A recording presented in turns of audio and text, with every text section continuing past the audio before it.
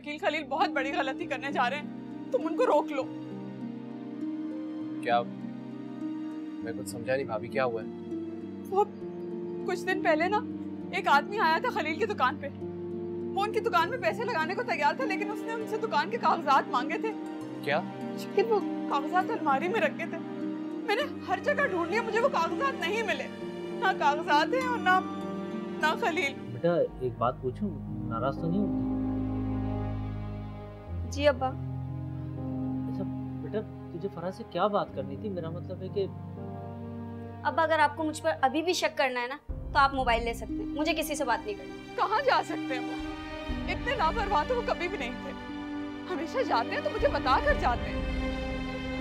पता नहीं, मुझे तो बस सुकून नहीं हो रहा इस बात से। खालाजान, खलील का तो कहीं पता नहीं चला। शकील दुनिया जहां में ढूंढ कर आ गया। मुझे तो समझ में नहीं आ रहा, मुझे बहुत फिक्र हो रही है कहीं वो जाकर वो पेपर ना दे दे। अब मुझे क्या पता, तुमने तो मेरे बेटे की ना जिंदगी खराब कर दी है, और अब तो खलील की अकल ने भी काम करना छोड़ दिया है। कहाँ होगा मेरा खलील? खालाजान, आप ऐसा क्यों समझती हैं कि मैं खलील का बुरा चाहूंगी? मैं तो उनको हर वक्त ही समझाती रहती हूँ कि क्या सही है और क्या गलत है, लेकिन आपको तो पता है खलील का, उन्हें तो अपनी मनमानी करनी ही होती है ना। अरे खलील, कहाँ चला गया मेरा बच्चा? आजा अपनी माँ के पास, पता नहीं कहाँ होगा। ज़ेबी, तुम यहाँ खड़े खड़े मेरा मुंह क्या देख रही हो? जाके फोन करो, ढूंढो उसे, बताओ उसे। आप दोनों परेशान ना हो। भाई घर आ जाए। आप तो ऐसे बिहेव करें जैसे उन्होंने कभी घर ही नहीं है। शकील, अल्लाह ना करे तुम्हें भी ज़ेबी की तरह गलत बातें करने की आदत हो गई है क्या? खलील तुम्हारा बड़ा भाई है, तुमने कितने आराम से कह दिया कि पता नहीं कहाँ चले गए, जैसे वापस नहीं आएंगे। ज़ेबी, कामयाब हो गई भाई तेरी चाल, कामयाब हो गई तुम। भाई को भाई के खिलाफ बोलने पे मजबूर कर दिया तुमने। भाभी पे हर वक्त इल्जाम क्यों लगाती है? और मैंने कौन सा गलत बात की? बिला वजह में आपने बात का बतंगड़ बनाया हुआ है। भाभी आप प्लीज जाइए, आप जाइए और उनको फोन करने की कोशिश करें। तो भाई तुम भी जाओ, जाओ यहाँ से, मुझे किसी की जरूरत नहीं है, बस मेरा खलील वापस आ जाए, अल्लाह ना करे उसे कुछ हुआ हो। जाओ, तुम भी जाओ यहाँ से। भाभी भाभी भाभी, खत्म ही नहीं होती है भाभी की गर्दान। या अल्लाह, मेरे खलील को अपने ज़ुबान में रखना। या अल्लाह, साथ खैर के घर आ जाए मेरा बेटा। सब देखो बस भाभी भाभी भाभी, काम ही नहीं रहा है इस लड़के के पास। भाई की फिक्र नहीं है कि भाई कहाँ चला गया।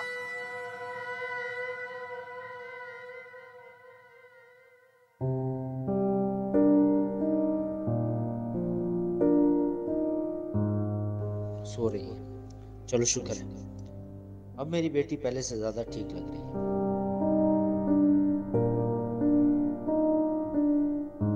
बस मुझे अब इसका बहुत ज्यादा ख्याल रखना है, इसे हर गम हर तकलीफ से दूर रखना है। बस अल्लाह ने मेरी बच्ची को बचा लिया।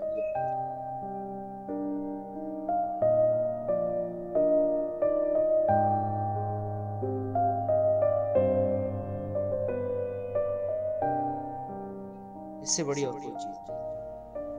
अब मैं इसका सदका अदा करूंगा। बस अब मुझे अपनी बच्ची का बहुत ख्याल रखना है, इसकी हर जायज ख्वाहिश को पूरा करना है।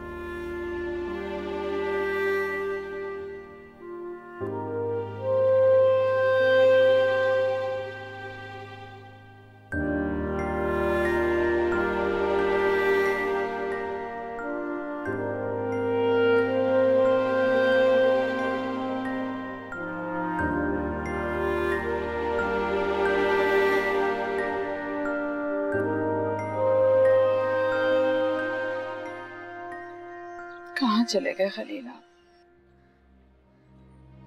कोई बेवकूफी मत कर बैठिएगा।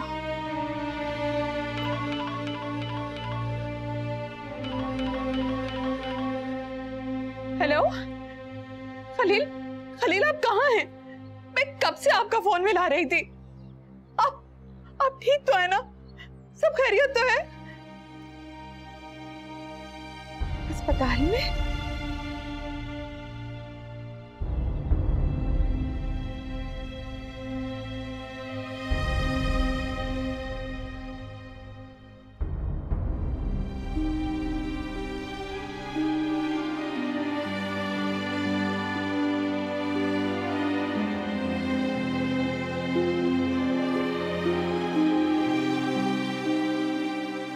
पानी लीजिए आप। ले जाओ भाई पानी अपना, मुझे नहीं पीना है। मैं आप बिला वजह में नाराज हो जाती हूँ। देखिए प्लीज पानी पीजिए, अगर आपकी और तबीयत खराब होगी तो। तुम्हें आज माँ का ख्याल कैसे आ गया भाई? वरना तुम्हारी तो जबान नहीं थकती है अपनी भाभी की तारीफें करते करते। आज माँ की याद कैसे आ गई? देखिए ऐसी कोई बात नहीं है, मुझे आपका भी बहुत एहसास है, लेकिन जो आप भाभी के साथ सलूक करती हैं ना, मुझे वो बहुत बुरा लगता है।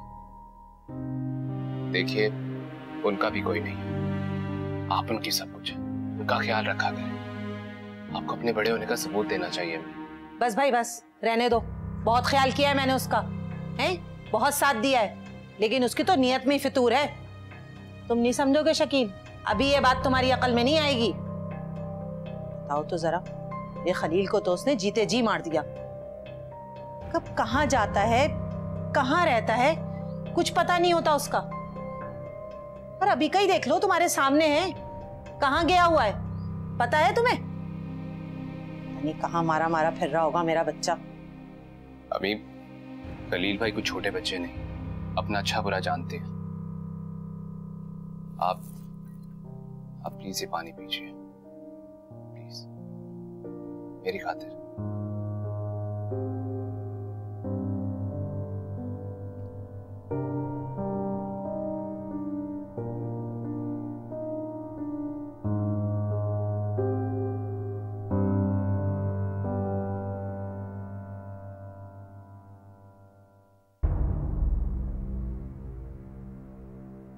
ये क्या कर दिया शानी? बड़ी मुश्किल से सर छुपाने के लिए तुम्हें एक महफूज जगह मिली थी। अब ना जाने बिटिया तुम्हें कब माफ करेगी, और ना जाने तुम कहाँ कहाँ भटकते फिरते रहोगे।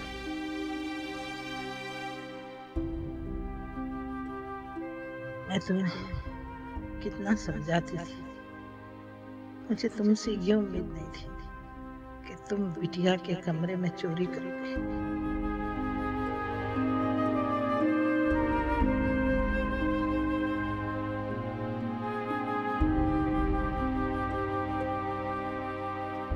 खालाजान वो खलील का फोन आया था। कहाँ है मेरा बच्चा? बताओ जल्दी। अम्मा बोलने तो दे भाभी को। बोलिए भाभी। खालाजान वो अस्पताल में है। हाय अल्लाह, मेरा खलील अस्पताल में? देखा शकील, मैंने कहा था ना कि ये जेबी उसे अस्पताल पहुंचा के दम लेगी। अम्मा 2 मिनट चुप रहेंगी आप? नहीं खालाजान, वो अस्पताल दोस्त को लेकर गए, खुद वो बिल्कुल ठीक है, परेशानी की कोई बात नहीं है। कह रहे थे राब्ता इसलिए नहीं हो पाया क्योंकि फोन बंद हो गया था। अल्लाह का शुक्र है भाई, मेरा बच्चा सलामत है। भाभी जो पेपर्स हमें नहीं मिल रहे थे वो कहीं खलील भाई ने डीलर को तो नहीं दे दिए? वो शकील कह रहे थे कि उन्होंने बैंक में रखवा दिए थे इसलिए घर में नहीं मिल रहा है, और उन्होंने नहीं दिए हैं तो फिर परेशानी की कोई बात नहीं है। देखा, मैंने कहा था ना, मेरा खलील बहुत समझदार है, वो कोई गलती नहीं करेगा। जी खालाजान। वैसे कोई है ऐसा इस घर में जो मुझे खाना खिला दे? सुबह से दोपहर हो गई, एक निवाला पेट में नहीं गया है। खालाजान मैं आपके लिए कुछ बना देती हूँ। बहन बना दोगी तो बहुत मेहरबानी है तुम्हारी। सुबह से भूखे बैठे हैं, किसी को ख्याल ही नहीं। देखा, मैं कहती थी ना कि मेरा बेटा बहुत समझदार है, पागल कर दिया इस।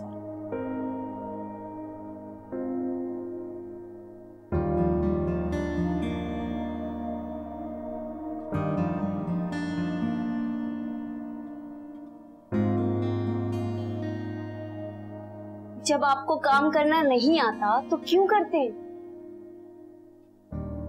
अरे बेटा तेरे लिए खाना बना लूं? आप हटे, मैं खुद बना लूंगी। अरे नहीं बेटा, तुझे तो डॉक्टर ने आराम करने का कहा है, तू काम नहीं करेगी, मैं कर लूंगा सब कुछ। अब्बा मैं बिल्कुल ठीक हूँ, डॉक्टर तो ऐसे ही बातें करते हैं, मुझे खुद महसूस हो रहा है कि मैं बिल्कुल ठीक हूँ। आप हटे, मैं खुद बना लूंगी। लेकिन बेटा, मैंने कहा ना आप हट जाएं, मैं बना लूंगी।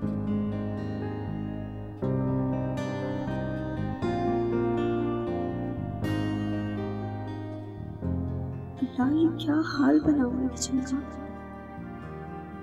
मैं कुछ दिन किचन में नहीं आई, अब तो कबाड़ा ही कर दिया। अब सब कुछ पहले साफ करना पड़ेगा, फिर कुछ खाने के लिए बनेगा। लेकिन एक बात माननी पड़ेगी, किचन के काम अब्बा से नहीं सीखते, उनसे तो मार धाड़ कर। उठा ले यार साद, तेरा दोस्त तुझे कितनी देर से फोन कर रहा है यार, बहुत जरूरत है तेरी। साद प्लीज फोन उठा ले।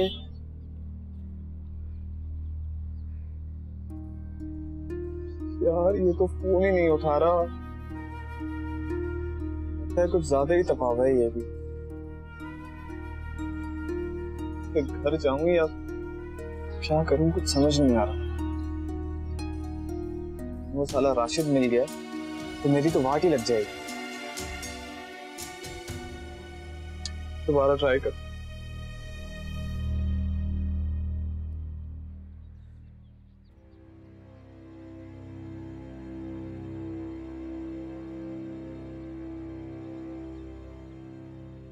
बिटिया खाना लगा दिया, चलकर खाना खा ले। मुझे भूख नहीं है बुआ। और आपसे किसने कहा था कि आप खाना लगा दें? बिटिया मुझे डॉक्टर ने कहा था कि आपको वक्त पे खाना दूं और आपका ख्याल रखूं, इसीलिए मैंने खाना लगा दिया है।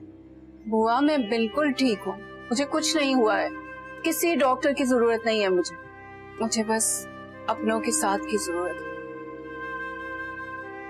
जो मुझे जिंदगी में कभी रास नहीं आया। बिटिया मैं तो हमेशा आपके साथ हूँ, मैं आपका साथ कभी नहीं छोड़ूंगी। बिटिया आप शानी की वजह से मुझसे नाराज ना हो, मैं बहुत शर्मिंदा हूँ।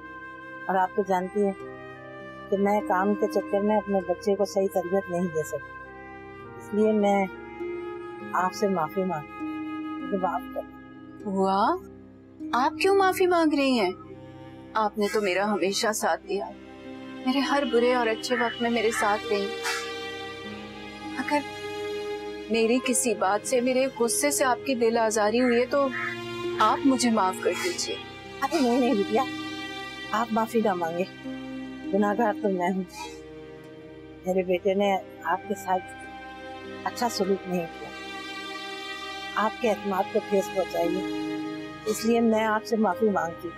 अरे बुआ प्लीज इस तरह की बातें मत कीजिए। अच्छा चले हम दोनों साथ खाना खाएंगे, ठीक है?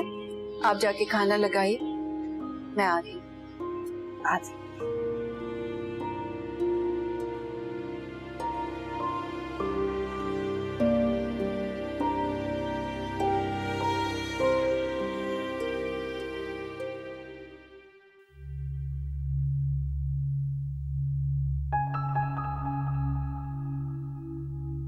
बोले बोले। जी राशिद भाई, आवाज दे रहे थे आप, कोई काम है? अबे काम था जब भी आवाज दे रहा हूँ, मैं कोई पागल हूँ जो बगैर काम के तुझे आवाज दूंगा? बोले क्या काम? मार्केट जा और बहुत अच्छा वाला मोबाइल खरीद के ला जिले उमा के लिए। आपको मना कर रहा था ना कि जिले उमा का मोबाइल मत तोड़े, हो गया ना नुकसान? अबे नुकसान मेरा हुआ है, तेरा थोड़ी हुआ है।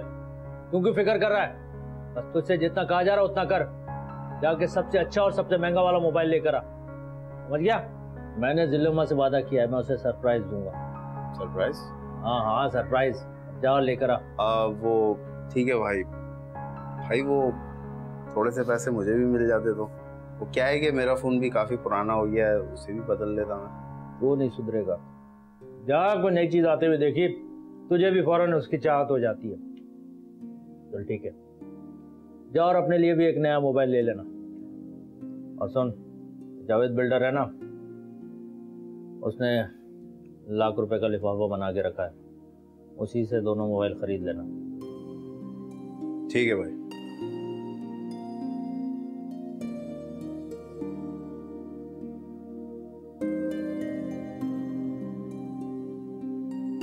जी मैडम, तो क्या प्लान है फिर आपका? क्या सोचा है आपने और आइंदा क्या कदम उठाना है?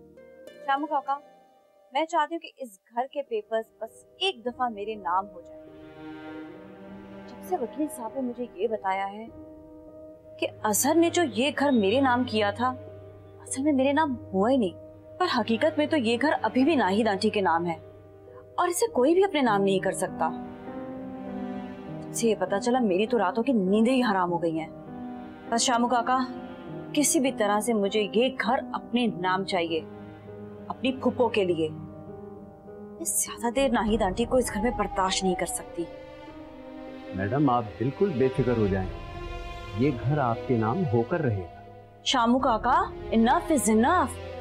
मैं नाहिद आंटी के खुशामदे कर करके थक गई हूँ, लेकिन वो है कि उन पर तो कोई असर ही नहीं होता। कभी कभार तो मुझे शक होता है कि उनको कुछ मालूम है कि मैं उनके साथ इतनी अच्छी क्यों हो गई हूँ। अरे नहीं मैडम, वो इतनी चालाक नहीं है।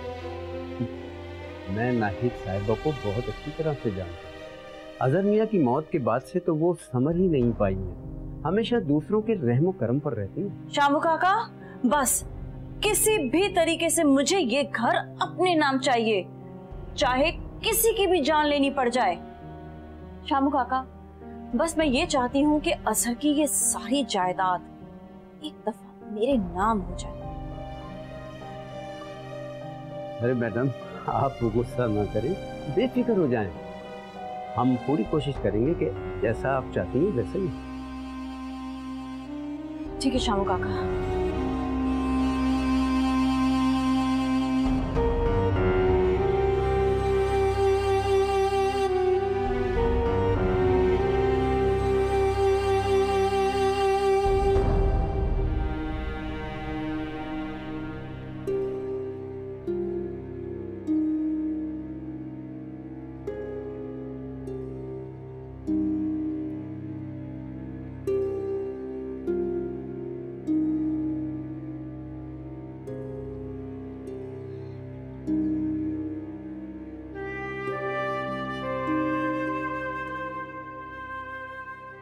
अभी मैं मम्मी की तरफ से आपसे माफी मांगना चाहता हूँ। नहीं शकील, तुम क्यों माफी मांग रहे?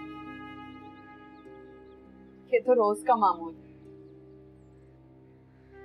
छोटी मोटी बातें तो होती ही रहती हैं। मुझे ये बातें अब तंग नहीं करती।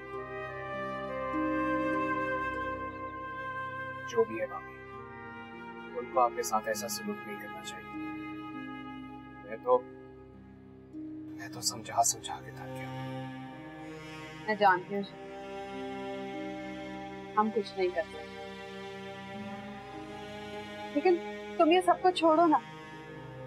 तुम बस अपनी शादी की तैयारियां करो। देखो कितने दिनों बाद इस घर में कुछ अच्छा होने जा रहा है। भाभी आपका दिल कितना बड़ा है। आप तो बड़े से बड़ा गम भी आसानी से बर्दाश्त कर जाते हैं। जिंदगी में बहुत सारे सबक सिखाते हैं और बहुत सारे दुख भी देते हैं, जिन्हें हमें बर्दाश्त करके आगे बढ़ना है।